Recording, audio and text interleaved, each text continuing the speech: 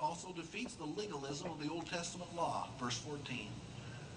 Having canceled the written code with its regulations that was against us and that stood opposed to us, he took it away, nailing it to the cross.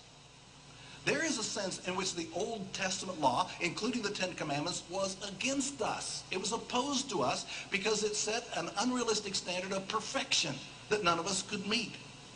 The Old Testament was a deadly diagnosis of our sin without a hopeful cure. But Jesus took that law and nailed it to the cross.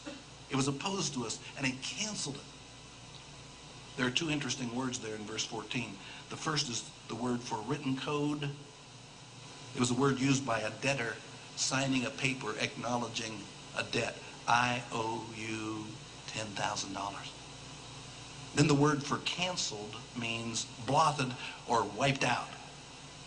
In that day, ink had no acid in it, so when the scribe would write on the papyrus, it would sit there on the surface for a while before it would stain and soak in. And there was a period in which, if the scribe wanted to, he could take a wet sponge and just wipe it clean, kind of like we wipe a magic marker off a white plastic board.